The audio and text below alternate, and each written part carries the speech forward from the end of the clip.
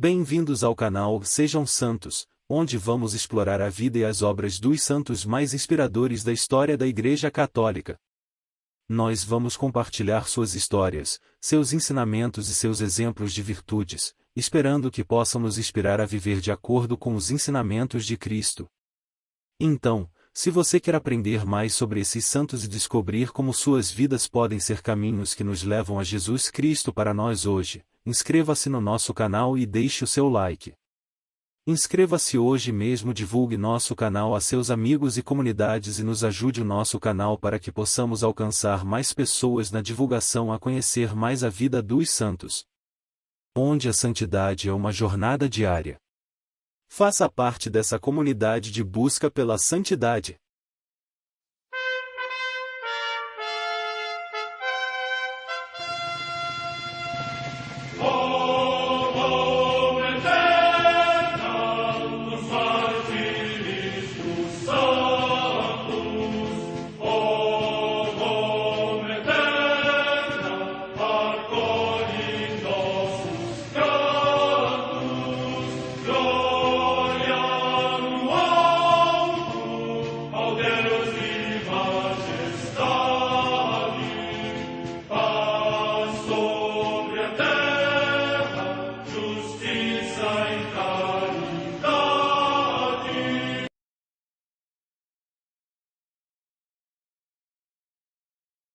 Ler a vida dos santos desperta em nós o desejo de seguir a Cristo.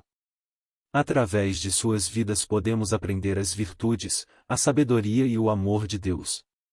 Cada santo nos oferece um modelo de vida a ser imitado, como diz São Paulo na carta aos Hebreus, capítulo 12, versículo 1. Estamos rodeados por uma nuvem de testemunhas. A Igreja foi fundada por nosso Senhor Jesus Cristo não apenas como uma instituição, mas uma autêntica família.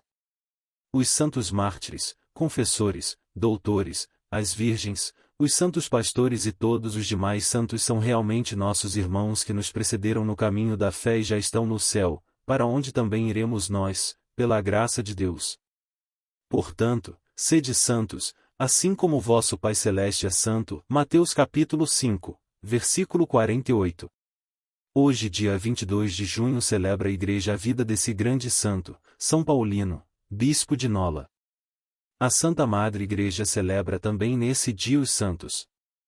Os santos João Fischer, bispo, e Tomás Moro, mártires, que, por se terem oposto ao rei Henrique VIII na controvérsia sobre o seu matrimônio e sobre o primado do Romano Pontífice, foram encarcerados na Torre de Londres, na Inglaterra.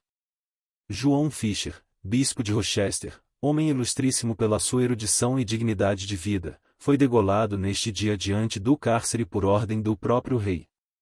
Tomás Moro, pai de família digníssimo e presidente do Conselho Real, por causa da sua perseverança na fidelidade à Igreja Católica, no dia 7 de julho foi associado ao martírio do Venerável Pontífice. Morte no ano 1535. Em Roma, a comemoração de São Flávio Clemente, mártir, que, por ordem do imperador Domiciano, com o qual exercer o consulado, acusado de renegar do nome dos deuses, foi condenado à morte pela fé de Cristo.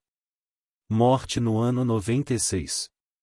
Em Verulam, na Bretanha, território da atual Inglaterra, Santo Albano, mártir, que, segundo a tradição, ainda não batizado se entregou em lugar de um clérigo que tinha recolhido em sua casa e do qual receberá os ensinamentos da fé cristã, trocando com ele as vestes. Por isso, foi flagelado, atrozmente atormentado e finalmente decapitado. Morte no ano 287. Em Caerleon, na Bretanha Menor, região da atual França, os santos Júlio e Arão, mártires, que, durante a perseguição do imperador Diocleciano, sofreram o martírio depois de Santo Albano. No mesmo tempo e no mesmo lugar, muitos outros cristãos, torturados com diversos suplícios e crudelissimamente flagelados, superaram o combate e alcançaram as alegrias da cidade eterna. Data da morte incerta. Em Doliche, na Síria, atualmente na Turquia, Santo Eusébio, bispo de Samosata, que, no tempo do imperador Ariano Constâncio, disfarçado com veste militar visitava as igrejas de Deus para as fortalecer na fé católica. Posteriormente, no tempo do imperador Valente, foi desterrado para a Trácia, mas, restabelecida a paz da Igreja, regressou do exílio no tempo do Império de Teodósio. Finalmente, ao visitar novamente as igrejas, morreu mártir com a cabeça partida com uma telha atirada contra ele por uma mulher ariana. Morte no ano 379. Comemoração de São Nicetas, bispo de Remesiana, na Dácia, hoje Bela Palanca, na Sérvia, que São Paulino de Nola louva com um eloquente poema, por ter anunciado o Evangelho aos bárbaros, transformando-os em ovelhas de Cristo conduzidas ao redil da paz, e por ter conseguido que gente inculta e habituada ao latrocínio aprendesse a cantar os louvores de Cristo com um coração romano. Morte no ano 414. Em Roma, no Palácio Pontifício de Latrão, o Beato Inocêncio V, Papa, que depois de ter tomado o hábito da Ordem dos Pregadores e ensinado a Sagrada Teologia em Paris, aceitou com relutância a sede episcopal de Leão e orientou, juntamente com São Boaventura, o concílio ecumênico para a unidade entre os latinos e os gregos separados. Finalmente, eleito para a Cátedra de Pedro, pouco tempo exerceu a função de pontífice, porque a morte só lhe permitiu ser quase apenas mostrado, mais do que dado à Igreja de Roma. Morte no ano 1276. São Paulino, bispo de Nola. Santo Agostinho não era ainda mais que sacerdote, quando recebeu uma carta encantadora de suavidade, elegância, amizade e louvores, da parte de ilustre senador e cônsul romano, que, com a mulher, acabava de abraçar a vida monástica. A carta estava acompanhada de um pão bento, em sinal de união. No cabeçalho estava escrito: ao Senhor Agostinho, irmão unânime e venerável, Paulino e Teresa, pecadores. Tratava-se de São Paulino, nascido em Bordeaux, em 353. Contava uma longa lista de senadores na família, tanto do lado paterno como do lado materno. Seu pai, Pôncio Paulino, era prefeito do Pretório nas Gálias, e primeiro magistrado do Império do Oriente. A esta nobre nascença Paulino ajuntava um espírito elevado e penetrante, um gênio rico e fecundo, uma facilidade maravilhosa de exprimir-se. Cultivou tais predicados desde a infância, por um estudo assíduo dos diferentes ramos da literatura. Teve por mestre de eloquência e de poesia o célebre Ausono, que foi cônsul em 379. Foi elevado, jovem ainda às mais altas dignidades, e declarado cônsul antes de Ausono, seu mestre. Desposou uma espanhola chamada Tereásia ou Teresa, que lhe trouxe vultuosos bens, que era sobretudo distinta pelo mérito pessoal e pela piedade. Fez grande número de amigos na Itália, na Espanha e nas Gálias, onde havia exercido durante o espaço de 15 anos os seus raros talentos e a maravilhosa capacidade para a administração dos negócios, tanto públicos como particulares. Mas a morte de um irmão, as revoluções políticas que se seguiram ao assassínio do imperador Graciano, e mais ainda os entretenimentos que teve com Santo Ambrósio de Milão, com São Martinho de Tours, com São Victrício de Touen, com o Santo Delfim de Bordeaux, da mão do qual recebeu o batismo pelo ano de 380, deram-lhe gosto pelo retiro e inspiraram nele o desejo sincero de levar uma vida mais cristã. Enfim, encorajado pela mulher, retiraram-se ambos para uma pequena propriedade que tinham na Espanha e ocuparam-se unicamente de sua santificação, desde o ano de 390 até 394. Foi lá que perderam o filho único que Deus lhes havia dado. Enterraram-no em Alcalá, junto dos santos mártires Justo e Pastor. Desde esse tempo obrigaram-se, com sentimento mútuo, a viver em continência perpétua. Em breve, Paulino mudou o hábito, a fim de anunciar ao mundo a resolução de abandonar o Senado, os pais, os bens, e ir sepultar-se num mosteiro ou no deserto. Os bens deviam ser consideráveis, pois Ausono testemunhou o pesar que sentia de ver partilhar entre 100 pessoas diferentes os reinos de Paulino, seu pai. O santo vendeu todas as possessões e distribuiu o preço entre os infelizes. Abriu os celeiros e paióis a todos os necessitados.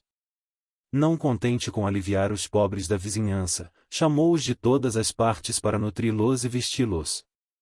Resgatou uma infinidade de cativos e de pobres devedores reduzidos à escravidão por não terem o que pagar. Vendeu igualmente os bens da mulher, que não aspirava com menos fervor à prática da pobreza voluntária. Tal ação foi louvada e admirada por todos os santos que se viam então na igreja. Mas as pessoas do mundo taxavam-na de loucura. Paulino foi abandonado por todos, mesmo pelos parentes escravos, que recusavam prestar-lhe os serviços mais comuns da humanidade.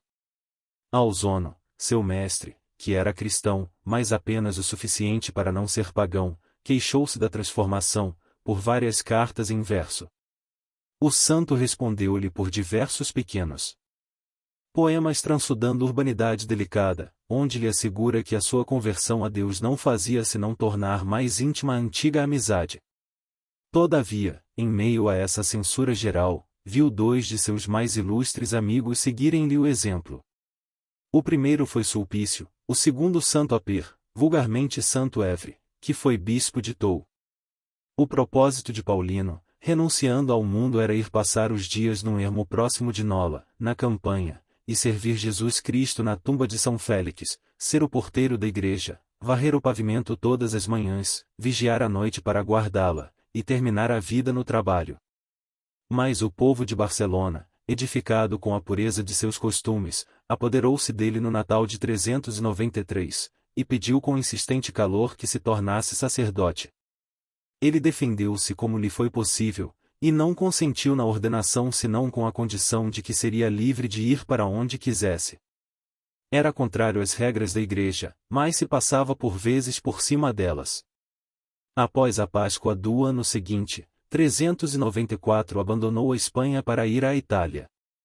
Em Milão vivia Santo Ambrósio, que o recebeu com muitas honras e o agregou ao seu clero. Continuando a viagem, foi até Roma, onde melhor o recebeu o povo do que o clero. Alguns eclesiásticos e o Papa não queriam relações com ele.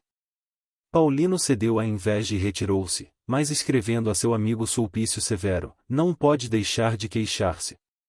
Talvez o Papa, que tinha muito zelo pela observância das regras da Igreja, não achava bom que, contrariando tais regras, Paulino houvesse sido ordenado sacerdote sendo neófito leigo, e sem estar unido a uma igreja particular. Seja o que for, Paulino apressou-se em deixar Roma para dirigir-se a Nola, onde tinha escolhido o retiro junto da tumba de São Félix, que ficava a alguns passos da cidade.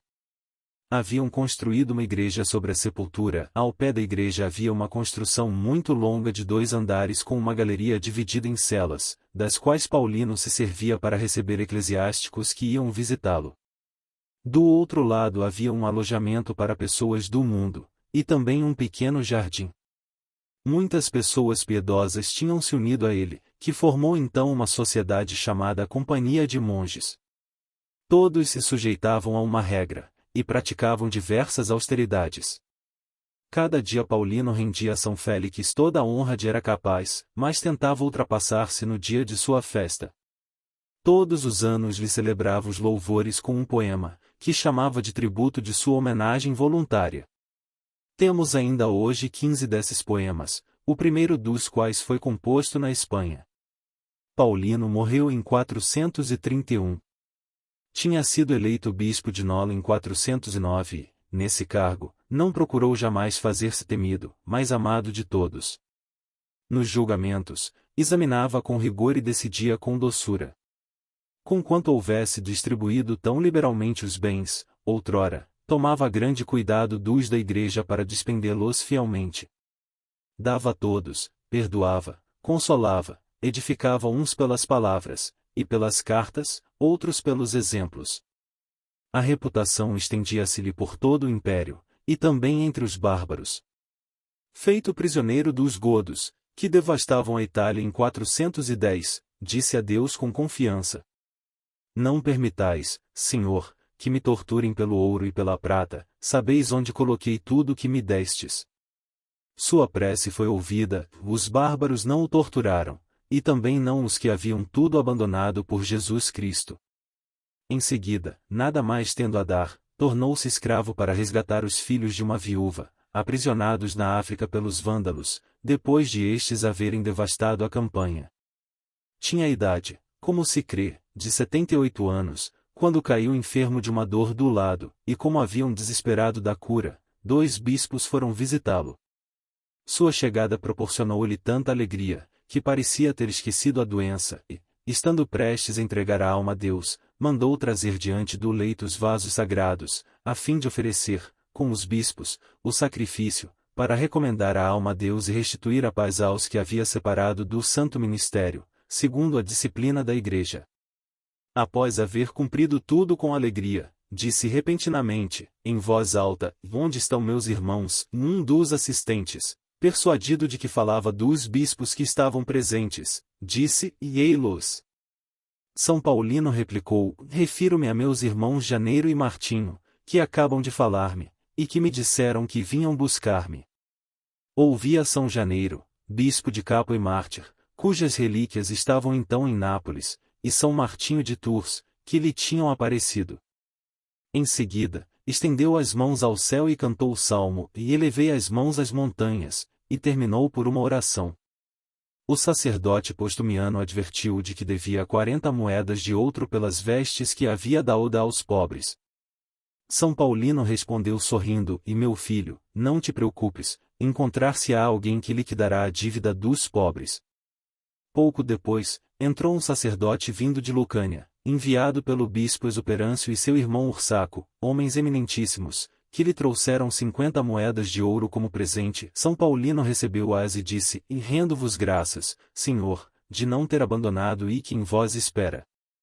Deu 2 moedas de ouro ao sacerdote que as havia trazido, e ordenou fosse o resto pago aos mercadores que haviam dado as vestes aos pobres.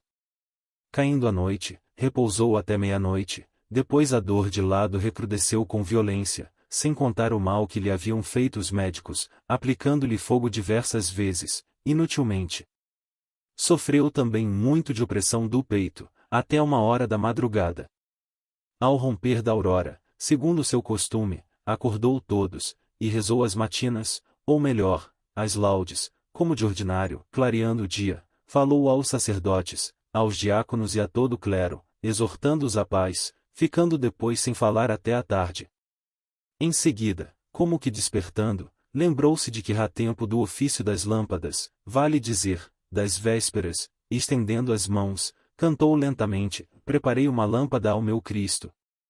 Após algum tempo de silêncio, pela 4ª hora da noite, vale dizer 10 horas, todos os assistentes estavam bem acordados, foi a cela sacudida por um tremor tão grande de terra, que se prostraram a rezar atemorizados, sem que os que estavam fora do quarto de algo se apercebessem. Ele entregou a alma, e o semblante e todo o corpo pareceram brancos como a neve. Era o dia 22 de junho de 431, dia em que a Igreja lhe honra ainda a memória. As circunstâncias de sua morte foram escritas por um sacerdote chamado Urânio, que a havia presenciado.